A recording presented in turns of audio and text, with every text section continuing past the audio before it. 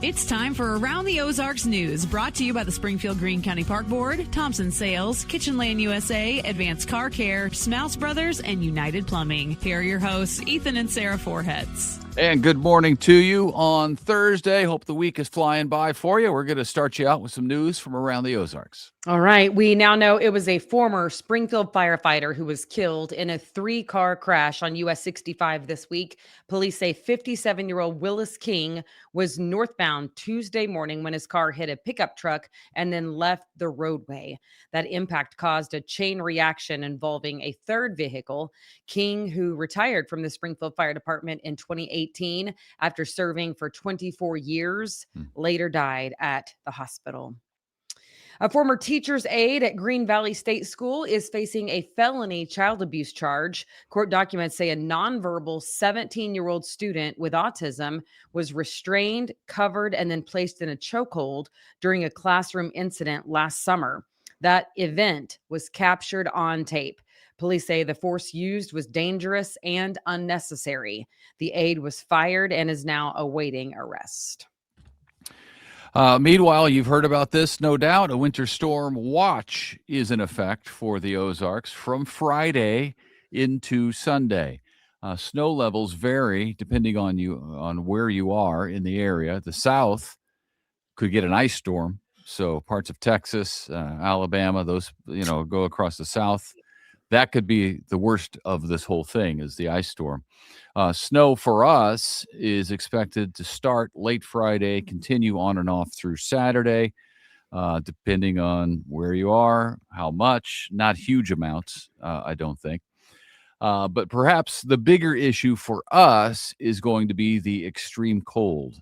Temperatures in the single digits, wind chills, maybe well below zero. So be prepared as best you can. And then check out Abby Dyer's Wake Up Weather Forecast because, the closer we get to these sorts of things, the more clarity there is when forecasting it. So she will keep you up to date today and tomorrow. And we'll go from there. I feel a little giddy. We'll do our best. I feel a little giddy. About snow or about cold or what? About the disruption of routine. Oh, okay. I think that's what I love about it. I like canceled plans, if you will. Well, it's going to be on the weekend, so I don't think there's going to be a lot of disruption. Nobody's going to get out of work if that's what you're looking for. Maybe Friday. Some folks will. No, it's not going to start Friday until late. Okay. Be cold. Yeah. Wishful thinking. And then apparently the snow is going to be like very granular, not really like snowman making snow. So the thinking is that it's going to blow off of roads pretty easily. I'm probably going to tune into Abby right after this. I would tune into Abby, but I usually come in on the low end of predictions when it comes to snow. That's true. That's been doing it for years, and it's worked out well. A Springfield brewery has filed for bankruptcy, but is staying open. 4x4 Brewing Company filed for Chapter 11 bankruptcy last week, says it will continue normal operations, though, so that's key. Both the Springfield and Nixa locations will remain open. The company says the move is about stabilizing the business, not shutting it down. A 4x4 Brewing Company has been operating locally since 2017. Interesting. Okay. A South Springfield gas station property has sold for $4.4 million. The Maverick store on South Campbell was purchased by a California-based LLC late last month. The property was built in 2016 and still has more than 10 years left on its lease. This location was part of the Maverick takeover of Come and Go in 2023. The sale highlights continued interest in Springfield in the commercial real estate industry. I'm curious about that. I don't know exactly what that means, but I'll stay tuned and find out, I suppose. Yes, you will. Yes, you will. We will keep you posted As right they here say. on this show. Springfield's zoning and referendum process is now the target of legislation in Jeff City. A bill sponsored by a Lebanon lawmaker would prevent voters from overturning zoning decisions at the ballot box. Supporters say it would speed up development, while opponents worry it will limit local control. City officials say the bill did not come from Springfield leadership. The legislation has not yet been assigned to a committee. Okay. Isn't that interesting? It is. Yeah, we'll see what comes out of that as well. Okay. Springfield Public Schools Superintendent Granita Lathan is staying on the job through 2029. The school board voted unanimously to extend her contract by 1 year following her annual review. Board members cited improved test scores, attendance, and a record 99% graduation rate. Lathan has led the district since 2021. She will earn more than $368,000 per year, with raises in line with teacher pay increases. Okay. Well, the Kansas City Chiefs are planning to move to Kansas, to leave Missouri and move over to Kansas. Well, now it just so happens that the St. Louis Cardinals are piping in.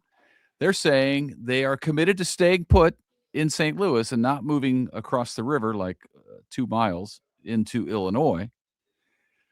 But they would like some upgrades at Busch Stadium. Are you serious? Here we go. Oh, yeah, of course they are. What do you mean? Yeah. The team president, Bill DeWitt, says renovations will be needed soon because the ballpark is now, this year, 20 years old, opened in 2016. I believe it opened in 2016. Or no, 2006 is what I meant. 2006. That's 20 years. Let's see, where am I? A new state law could allow Missouri tax dollars to help pay for the work. So the team is watching what happens with the Royals Stadium decision before they begin moving forward on what they want on the other side of the state. So That here puts we a go. sour taste in my mouth, the whole thing. Here we go. You know what? When you're down, you cannot be asking for money. You haven't won a ball game. Your super fan sitting on the other side of the screen is not excited about it. Therefore, find me the fan who is excited about it. Also, until sports figures are not making millions and bajillions of dollars per year, the taxpayers are not going to get excited about paying for any upgrades to any stadium in the state. Whenever you're like, really, how about all of you just donate like a fraction of your own paycheck? And guess what? We'll put your name on the building forever. Forever it will say Mahomes, Yeah, I don't know. The hard part for me is that the high prices when you go. So the fans, a lot of fans can't even afford to go and get a hot dog at the ball game. So that part bugs me. But we'll see what happens. Meanwhile, there's a new push to bring an NFL team back to St. Louis. And that push is coming from Washington, D.C. Missouri U.S. Senator Eric Schmidt says the Rams settlement money could potentially fund a new stadium without raising taxes. Now, that's something that I'm for, if they could work it out. St. Louis City and County say they are open to discussions. No formal talks have started at this point. The big question, though, is the obvious question, which is, would the NFL even come back to St. Louis? Because they've been there twice and left twice, and it hasn't worked out really well, except the Rams winning Super Bowl. So stay tuned. I don't know. But, I mean, they've got settlement money because of what Kroenke did to steal the Rams out, to tank the Rams and move them, collusion, all that stuff to move them to L.A. Yeah. So they got settlement money because of that. So if that could fund a stadium, that certainly makes it a little sweeter for the NFL, I would think. Yeah. I guess I'm a little jaded on all of the sports, the professional sports. Yeah, well, it's easy to be.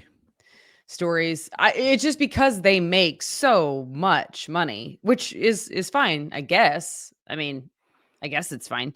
But the issue is, like the ticket prices, the, prices to park, prices to buy a drink, prices to, and it's like, dude, we actually pay your bills And tax money? Yeah. and tax money. Yeah. Right. Yeah. Anyway. All Okay. right. Springfield is asking for public input on a possible new convention center. The city will host a community workshop Monday night at the Discovery Center.